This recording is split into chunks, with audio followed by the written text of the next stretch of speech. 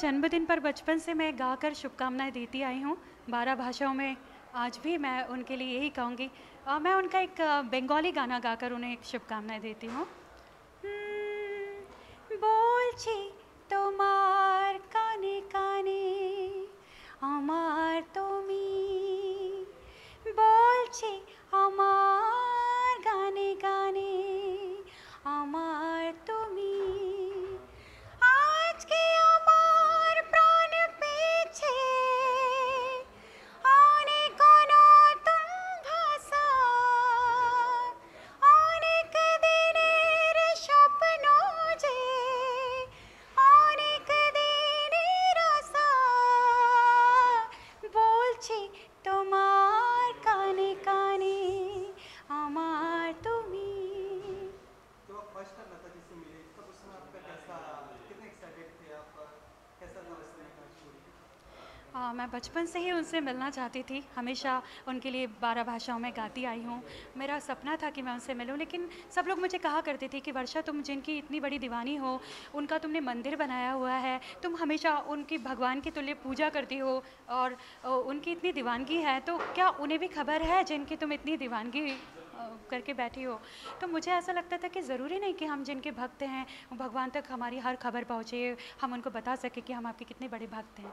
लेकिन जब मुझे लगा कि इस तरह से तो सब मुझे पता नहीं, मुझे मेरे बारे में वो सोचे कि या तो कहीं मतलब मेंटली डिस्टर्ब तो नहीं हो गई या जो भी, क्योंकि सब अलग अलग तरीके से सोचा करते थे कि आखिर ऐसी दीवानगी कैसे। तो मुझे ऐसा लगा कि क्यों ना मैं उनका आशीर्वाद लेने की कोशिश करूं और एक बार जाकर मैं कोशिश करूं। काफ़ी बार मैं पैदल रोड गई, लेकिन मेरी हिम्मत नहीं जुटा पाई और वापस लौट आती थी। फिर जब 2 साल से मैं मुंबई में 12 घंटे लगातार नॉन स्टॉप उनके लिए 12 भाषाओं में गा रही हूँ उनके बर्थडे पर, तो ये सारी खबरें और मैंने उनके लिए मंदिर बना रखा है अपने घर में, ये सब खबरें मीडिया के थ्रू और मेरे वेल विशर्स के थ्रू उन तक पहुँची। तो उन्होंने मुझे खुद से बुलाकर अपना आशीर्वाद दिया।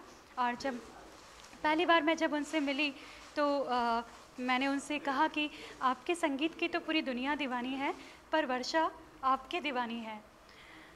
और दीवानगीपन कैसे स्टार्ट हुआ आपका कैसे बचपन में कब जब जो पहला गाना आपने सुना तो ऐसे कौन से गाना थी और कैसे चालू हुआ आपकी दीवानगीपन। खरंच सांगू का मी तुम्हाला मला लावणपणापासून हिंदी मैं उनके प्रेम में मैं इतनी डूबी हुई हूँ कि मैं उनकी मराठी भाषा को भी मैंने सीखा, इसलिए मैं हिंदी प्रदेश से हूँ।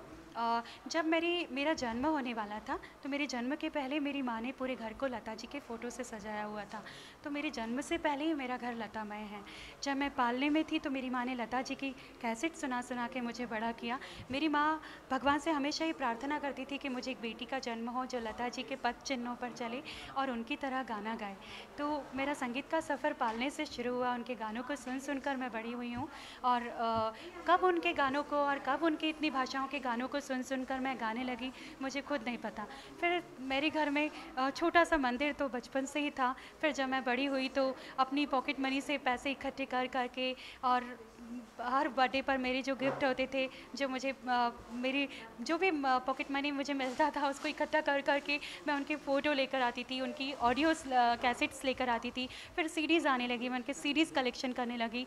इस तरह से पूरा घर मेरा लतामय रहा। और फिर मैंने उनके लिए एक बड़ा मंदिर बनाया। तो जब मैं 13 ईयर्स ओल्ड थी तब उनके लिए एक बड़ा मंदिर बनाया। फिर उस मंदिर में उसका इंटीरियर चेंज होता गया, वो बहुत विशाल मंदिर है।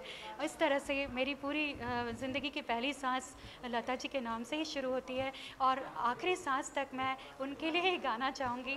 और उनको पूजती आई हूँ, उनको सुनती आई हूँ, उनको गुनती आई हूँ, तो उन्हीं को मैं पूजती रहूँगी।